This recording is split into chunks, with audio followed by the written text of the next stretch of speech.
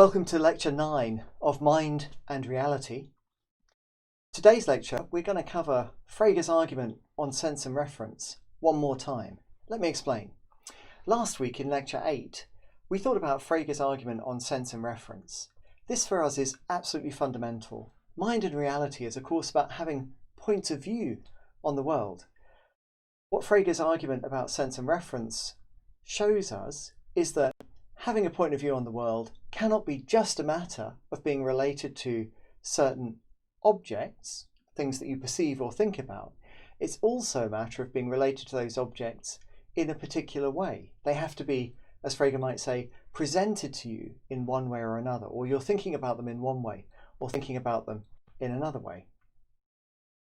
Same idea.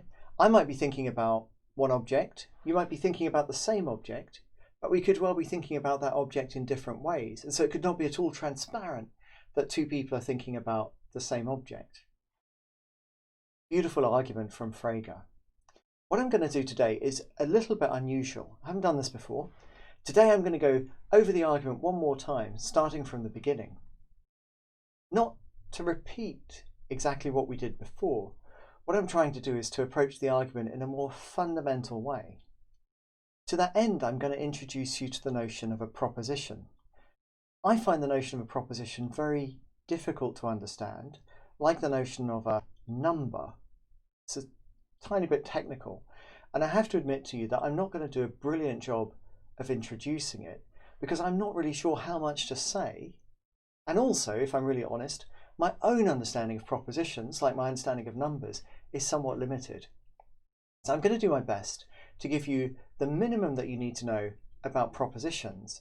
And then if that works, you're going to see that framing Frege's arguments in terms of propositions makes the arguments super clear, much clearer than we had before, and so allows us to see how we can end up with a really difficult problem about something so fundamental as the notion of a way that something is thought about or perceived, that's to say, a sense. Stay tuned, this is Lecture 9. Propositions individuate contents. Title difficult to understand, but it will make sense by the end. I was saying before that we can think of mental states as having three main components. There's a subject, an attitude, and a content. Let's focus on the content. One of the things that you and I do all the time is distinguish mental states by their contents. So, for example, you might say, Aisha desires that I drive her, not that you drive her. She's seen how bad my driving is. Sensible. Now, in saying this, of course, you're distinguishing between a desire that Aisha does have, that you drive her, and a desire that Aisha does not have, that I drive her. And so you're distinguishing between contents of mental states. I might say to you, Lois knows that Superman can fly, but she doesn't know that Clark can fly. Distinguishing between two contents. Very simple. Now, we can ask the question, what is it that can distinguish between the contents of mental states? What kind of thing is that? And a very natural answer to suggest, initially, I think, is a sentence. After all, when you say, Aisha desires that, I drive her, you're using a sentence in order to distinguish the mental state. So perhaps it's the sentence that distinguishes the mental state. Well, hold on, that was a bit quick. It's always good to illustrate things with a true story. So here's a true story, a story about my life. I know that I said at the beginning I don't open up very much in these lectures. I'm finding that quite difficult. Apparently I'm supposed to. So what I want to do is tell you a true story. Very simple true story, just a tiny bit sad. It's on the screen. Someone ate my breakfast. That's the true story. Now you might go away and you might be, fascinated by this new knowledge of your lecturer. I'm sure it's pretty fascinating. So you might say, Steve thinks someone ate his breakfast. So you're somehow conveying a thought that I have. Once again, you're distinguishing the content of a mental state. You're identifying the content of the state that I had, the thinking that I had. Yeah, but are you? So it's perfectly true that someone ate my breakfast, but today that person was me. It was me that ate my breakfast. So what I said was true, but of course it misled you. And when you use that sentence, which I uttered perfectly truthfully, you of course are misleading yourself and misleading any others. Now this should give us a moment of doubt about the role of sentences. But that's just one illustration. Let's look at sentences more carefully here. Kind of useful to have a sense of what sentences are like. A lot of people don't know this, even though it's all not supposed to be very complicated or arcane matters. Things that in a way are almost too trivial to take notice of a lot of the time, but they matter for us. Sentences have features which make them unsuitable for distinguishing the contents of mental states. I might tell you, it's raining. Now you can't show that I'm wrong by looking out of the window. After all, when I say it's raining, when I use that sentence, I'm using it at one time in one place, and you are surely in a different time, in a different place. I mean, yeah, you are definitely at a different time in a different place, right? If this was a live lecture, it would be different. But it's not, right?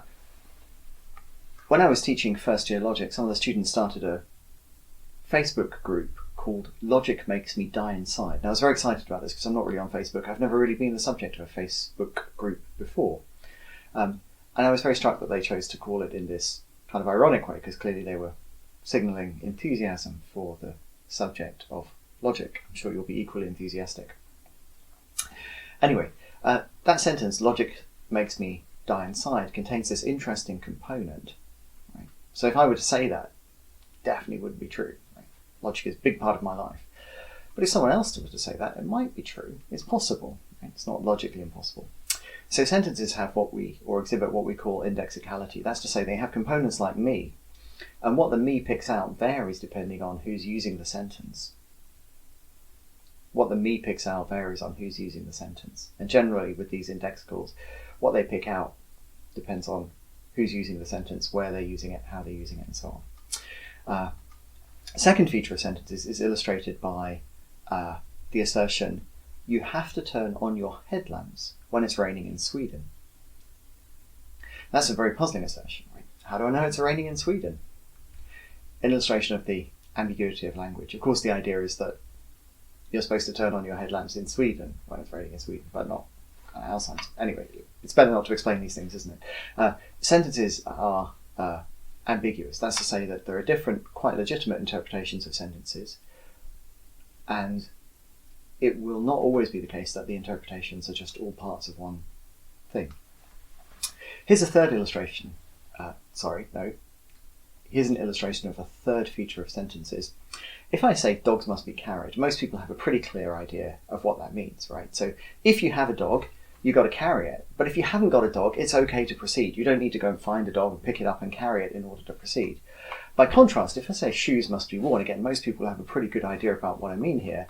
But in this case, you really do have to get a pair of shoes and put them on. If you haven't got a pair of shoes, you've got to put them on. But equally, this is kind of confusing, it's okay to carry a second pair of shoes. Right? It's absolutely fine. As long as you're wearing one pair of shoes, you can carry a second pair of shoes. But if we go back to dogs must be carried, right, it's not okay if you're carrying a dog to wear another dog. Right? You can't wear a dog. Any dog that you have has to be carried. So these sentences, they look like they have exactly the same form, but they convey quite different bits of information. And if you get this wrong, it is embarrassing. Right? Don't go around wearing dogs. What this illustrates, just like the example that I started with, someone ate my breakfast, is that language has lots of pragmatic features. So a lot of what the sentences are doing for us is not captured in the words themselves. A lot of what sentences are doing for us is not captured in the words themselves. So here we've got three very important features of sentences. Sentences exhibit indexicality, ambiguity, and they have pragmatic features. Why am I interested in that? Well, partly I just think it's important that we have some basic understanding of sentences. The other thing is that it means that sentences have properties that make them just unsuited to distinguishing mental states. Sentences are not true and false. Right? So, for example, you have to turn your headlights on when it's raining in Sweden. You cannot say that that sentence is true. It's ambiguous. It's true when interpreted one way, false when interpreted another. Someone ate my breakfast. Is it true or is it false? Well, it depends who's saying it, right? It's true in my case. It may not be true in your case because you may not have had breakfast. You may have had a life entirely without breakfast. Tough. Okay, The other thing about sentences is that they do not correspond to ways that the world could be, for the same reason. The ambiguity, the indexicality, and so on. A sentence is not something that picks out one way the world could be. There's no correspondence there. By contrast, the contents of mental states are things which can be true or false. So if you believe that Superman can fly, what you believe is true. If you desire that Aisha drive you, and Aisha does drive you, then what you desired is true, and so your desire is fulfilled. Likewise, the contents of mental states correspond to ways the world could be. In distinguishing amongst the contents of mental states, those that someone does have, and those which she does not have, what we're trying to do, of course, is to see the world from her point of view, to understand how the world would have to be if it was as she took it to be, or as she wanted it to be, or as she intended to be, and so on. So the contents of mental states have to correspond to ways the world could be. What this tells us, very simple conclusion, sentences are unsuitable for distinguishing the contents of mental states. They are just not the right kind of entities. So our question is, what kind of thing could distinguish the contents of mental states? The first thought is, well, sentences seems natural, but on any reasonable view about features of sentences, they just have all of the wrong properties to be the kind of thing that could distinguish mental states. Now, a second thought might be to go for utterances. You might think, well, okay, maybe it's not sentences, it's actually the utterances of the sentence, the act of using a sentence on a particular occasion. This is, I think, a very smart idea. Utterances are not, typically speaking, ambiguous in the way that sentences are, for example. However, we come across a different problem.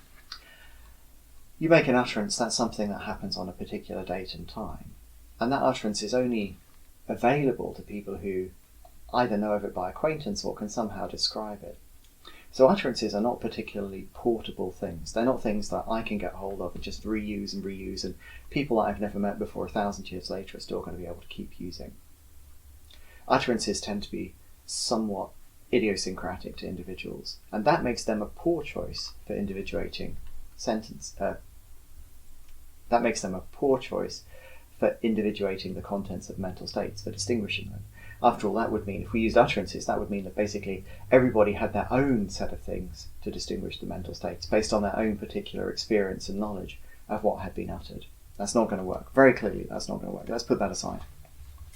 The truth then is that what we're going to use to distinguish the contents of mental states are propositions. This is the correct answer.